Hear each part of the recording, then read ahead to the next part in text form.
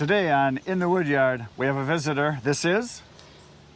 Anne-Marie from Greendale, Wisconsin. I'm about an hour and a half south of Chris. And she's here to massacre wood. Carnage is going to start right now. So Anne-Marie made the drive up. She watches my channel along with some other firewood channels, and she is really into wood.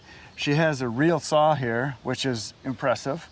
Now you cut wood for yourself, and you've got a little operation going with a neighbor girl that you're starting a little business, and you used to have a small saw and you upgraded. Yes. So tell me about your saw. What did you start with? I started basically with a hand saw and then a Sawzall and then a Stihl Farm Boss, and I ran that a long time. And then I got a little bit bigger, and my husband went and surprised me with the MS462, the CM. Yeah. And it has the 25-inch bar. He bought the 16-inch bar and the 20-inch bar and the company chains to go with it. Yeah, that's a really nice saw. You're going to like it. I ran one of these. Tony has one. I ran it. And this is every bit as nice as the 500. Okay. Maybe not quite as high-end fast, but darn close. And it's a real well-made saw. I mean, yeah, this isn't... If you're going to pick, if I was to pick one of two saws to buy still, it would either be this or the 500. Okay. And I might even lean towards this, just because I've ran both of them, and really a nice saw. And they've had good results with it, people that I've talked to. And the 500, they've had some things with the breather and the leaking caps happens quite often. Yeah. But that's part of steel. That's just how it is. And that's not that I'm complaining. It's just the way it is. But really a nice saw, and they'll hold their value. You're never going to have it wear out on you with the cutting you do. I mean, if you cut professionally, yeah, you might, in years, you have to get another one. But excellent saw. You'll really like it. So when I got into this, why I ended up with steel was that was what my local dealers had. Right. That's why a lot of people will buy what they buy, because that's what's close. That's what you should do. And that's because support. If you need service, yeah. you need to go get it fixed. You know, support the guy that's up the street from you, your small business, and like you said in one of your channels, keep with what you had, because now I don't have parts now for the Farm Boss, but I have still things that if I need something, I've got a little stockpile. Well, and the nice thing is you build a relationship with someone that you know where you bought it, and so you can depend on them. And if you go there often enough, they will tell you the truth, and they'll tell you, oh, this needs this, or maybe your sprocket's wearing, you maybe should replace that, or you need to sharpen your chain, or it needs to be tuned. All this is auto-tuned stuff. So, but yeah, you'll like it a lot. And the thing is you got a lot of power. Now, did you notice a big difference when you went from your other saw to this one? Yes. Isn't it amazing? Yeah, this was yeah, this.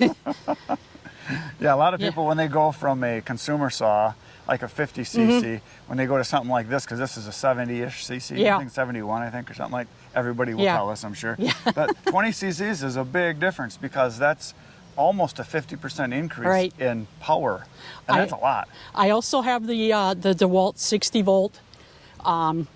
Those they serve me well for around the yard. So just for trimming branches. Yeah, yeah, not anything like this, but so what's the biggest? You said you cut some 40-inch. 40-inch maple, yeah. So when you cut that, you cut both sides, obviously. Yes, I did. And then did you rip it too to get it small enough? Yeah, I cut it, ripped it, and then on some of the pieces, I cut it in chunks, and then I had to make a grid out of it in some of the crotch wood and the knots and stuff that just made chunks out of it, and this did a really good job.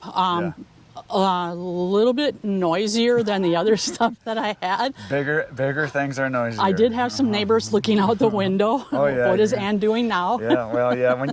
I know what you mean. You mentioned before you have one of those neighbors. I have a Gladys Kravitz neighbor. So she's in your face all the time. Yeah.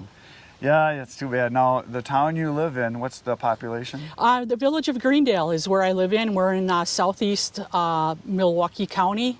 5.4 square miles, a population of about 14.5.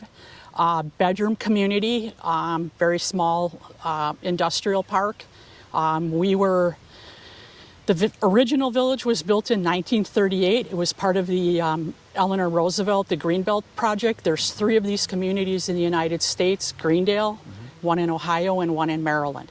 Cool. But so if you were to sell volume of firewood, you have a big market because you're down around Milwaukee. Yes. Yeah, so you could if you want it to be big, but this is more of a hobby thing. This is a hobby, yes. So now tell me about this girl that you have, a neighbor that you're starting a little business with her. I have a little neighbor. We call her Mini-Me. and she's in fourth. She already knows at 10 years old that she wants to go to UW-Madison and she wants to be a nature scientist. Okay. So with my access to a lot of the village has a lot of ash trees in it, and my access to firewood, I enjoy doing this, and I thought of a little entrepreneurship with May and I. She's named it Friendly Firewood, and we're doing bundle wood, and all of the money, the proceeds that go to this are going to go to a 529 account for her college really fund. Nice. That is really nice. I'm doing the hunting, the gathering, and the splitting, and she's making the labels, and she's helping with bundling and helping with stacking. So do you have a little stand at your place or her place? Or we live right next door to each other, so we're going to do it probably on local for Facebook. Yeah. And we want to just keep it small to start with, and just see how it goes. Yeah, you'll do well. And for her, people were walking by, and one lady placed an order for $100 worth of wood, nice. And another lady placed two $20 orders. Wow. We're not set up yet, but we have pre-orders. You got customers. We have customers, already. yes. See, and there's a lot of people, a lot of the guys that I talk to are like, they buy, the $40,000 tractor and the processor and chainsaws, and they don't have any customers, but they buy all this equipment. See, you're doing it right. You got your customers before you even have a product. Well, and then, when she sees somebody talking to me, then she'll come over and she'll be like, did I hear $20? Did I hear $100? And then she'll go run and tell their mom and dad. Awesome. And I'm like, well, we still have to produce. Well, you're going to be able to teach her how to procure your product, how to process it, how to package it, how to get customers, how to handle the customers, how to do the bookkeeping, how to handle the money. Yep. You're going to be able to teach her so many lessons. A little small business like that is huge. I started as a kid selling night crawlers. That's what I did. So I started in shoveling driveways. Yeah, shoveling driveways, and it used to be everybody had a paper route, and now all the papers are online, so there's no paper routes anymore. Right. So, that's she's really excited about it, and she's done the graphics. She made the labels she named the business, and what's the name of it again? Friendly Firewood. Nice. That's cool. Very cool. So she's, So then are you going to bundle, you said you're going to bundle them with twine because you want to keep it as green as possible? Everything but the wood is green. The wood is going to be dried. But the school is teaching the kids, about the environment, so we're not using any plastics. Everything is going to be consumable, and it's going to be a kit where you can take the wood, and we have fire starters that we made, and kindling and matches, and the whole packet, and take it with you, and you could take it to the beach or take it up north. Probably 95% of the wood is barkless, so nice. You're not going to get the back of your car dirty or anything like that. And then within the village, I'll deliver. Oh, cool. If they need a delivery, I will deliver. And so now a little bit of history you mentioned before. She's a firefighter. You're retired. I'm retired. Yes, you're familiar with saws for cutting in for entry and things, right? Yeah, my career came to an end only because of you can't be a firefighter when you have asthma or you're allergic to latex. So, I was a firefighter, and then on my off days, I was a cobbler. So I was either saving lives or saving souls. There you go. Same thing. I still want to be outside. Right. I still want to, Well, that's what a lot of people that cut firewood, they want to do something outside. They want to be productive. And there's nothing more being outside and being productive than doing firewood, because obviously it's nature. You're dealing with nature. You're in the woods. You're using things from nature. It's a lot of exercise. And you produce something that you can see results. And that's why I think it's one of the things that's so appealing to so many people. When you get a pile of wood, like, look what I did. It's just one of those things. And the challenge for me is I haven't spent a penny on anything with the exception of this saw. Yeah, but your husband bought that for you. Right, right. So the wood I've procured. So all of this stuff. You're getting tree service wood, a lot of it? Tree service wood. I answer Craigslist ads. Sure, yeah. We are on the list for some tree services in the area. There's a guy I know, you've probably seen him on my channel. He has a channel. It's K&L Firewood, yes. I think, is Mike. Yeah. Is his name. He gets all his wood for free. Okay. And he sells a lot of wood, and he gets more wood than he can handle. Yeah. And he's actually going to be here next week. Okay. And is he in Indiana? Am I right? Yes, I think he's in Indiana. Okay. And so yeah, he gets all of his wood for free. All of it. Yeah. And he gets lots of it. So he gets actually more than he wants. So you can get a lot of wood for free. yeah, if you get your name out there, Right, make the contacts with people, and if people know that you're the wood person, you'll get a hold of. You can turn crappy stuff down if you don't want it. And when I hear a saw running in the village, I know it's a tree service, and I go, that's all they can say is no. Well, even a person cutting a tree down in the yard, generally they don't want it. They don't want it. They generally want it gone. So, and a lot of it is like, okay, we want to pay only X amount of dollars to have this tree dropped and bucked. Right. Would you come over and Right. I know people, I've gotten wood that way too, where they get a hold of me because they know I've sold wood to people that they then will call me and say, hey, we're having a tree service, cut a tree down. Would you like the wood? Because for us to get rid of it, we have to pay an extra $1,000 or something. And I'll, see what it is. And a lot of times they'll say, sure, I'll come. And sometimes it's cut in odd pieces. Sometimes it's just cut in logs. Sometimes it's in chunks. Most of the time they'll leave me parts and pieces, or they'll leave everything. Right. And that's all they can say is no. They don't know that you're looking for anything unless you ask. And if they say no, then just say thank you and move on. A lot of times they're going to say no. It's because it's either private property or the liability issue. But 90% of the time I have found they are happy to be rid with it, because most of the tree service companies or even a private individual, they either have to haul it away and they have to either pay to take it to a dump or whatever. And the other thing that happens too is that it just sits there and rots. So you might as well use it. And most people are like, hey, awesome, I don't have to deal with it then. Yeah, and I'll take it. Even the branches I'll take. And a friend of mine is a breeder, and he heats his house with wood, supplemental wood, and I bag it up and I give it to him. It's like, if you don't want it, I'll take it and I'll do something with it, and we'll make it work. And it's free. Right. Yeah. And the limb wood is great, like you were mentioning.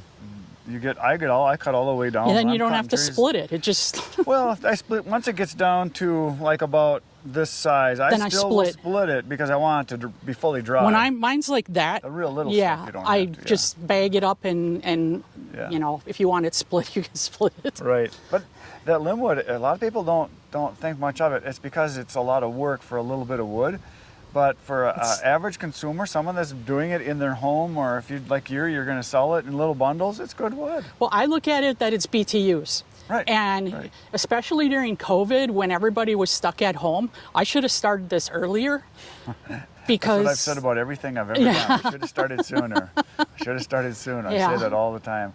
I always say today is the best day to start. Like when it comes to planting trees, the best time to plant a tree is right now. So your kids can enjoy it. But the better time would have been 20 years ago. Yeah. You can't do that, so do it today. So that's what I always say. So now, you said you don't burn yourself other than a fire pit in the backyard, right? We don't have a fireplace. We do have a fire pit. I will burn just to get rid of it. If I'm cleaning up an area, buckthorn, only because I don't want to deal with it. And I don't want to give it away. Once it gets big, that's pretty good. Yeah, it is. Burns real nice, and it's very hard on saws. Yeah. So that I will burn, and then for in our area, I leave 5 or 6 chairs out and way down in the bottom of the hill in the meadow, and I'll leave one of the fire pits out and a little bundle of wood. And anybody that wants to use it to come back and chase fireflies or, cook or, So it's public land behind you? Yeah, it was an abandoned green space. And it came in 1938, and then Milwaukee County took it over, and then it got abandoned. And my husband and we spent the last 30-some years cleaning it up, and we returned it back to a park. Oh, nice. So it's kids play, run around, and it's... Now, there's something I got to ask you. Being that you're a retired firefighter, are most firefighters, do they like fire? Because every firefighter I've ever talked to, they either burn wood, they have fires, or they're just enthralled with fire. Is it kind of a truth, or is it a myth? No, it's the truth. My husband even said the same thing, because after the firefighting, then I started doing a little bit of welding, and he's like, what is your thing with fire? Why? Everything is firewood, welding, anything with a flame on it. And it is. yeah, you're just drawn to it. Neat, neat. It's in your blood. So now, what's your whole goal other than starting this little business with your neighbor girl? Something you want to keep doing as long as you can? Do you like it for the exercise? Yeah, for the exercise, we're still isolated at home. I'm hoping within another couple of months the doctors will give us the okay that go back to the gym, go back to whatever you were doing before. Yeah, there's still a lot of people that I've met that I'll deliver wood to that are working from home because they have a health issue and they can't. My husband and I are both high risk, and we still everything is delivered. Yeah. Groceries, any hardware supplies, Amazon, our local Ace store delivers for us. Changed your life, didn't it? It did. Yeah. It really did. Yeah. And I was gone all the time, so I realized I was married. Well, there's another good reason to cut firewood. You get to be outside. You're outside. That's right. You're outside. Yeah. And that's excellent. I was not expecting this. I really thought that I was going to be getting another farm boss, and well, he did well. He bought well. That's a very, very, very nice. If you want to leave it here, I will let you. You're just going to sharpen it, right? I'm going to sharpen it. We're going to do that. And then on tomorrow's video, you're going to want to come back because we're going to run the saw, and I'm going to start up a couple of my saws and let Emery start cut a little bit of stuff too, because we got a lot of logs. So on tomorrow's video, we're going to do some cutting. So that's it for today, folks. You know what to do. Poke some buttons. If you're bored, go watch some of the other videos on my channel. There's 700 other ones to watch, and you've watched all of them. Yes, I did. So maybe more than once. And then tomorrow morning, there'll be another video, 5:30 a.m. waiting for you. That's it for today. Good night, Irene.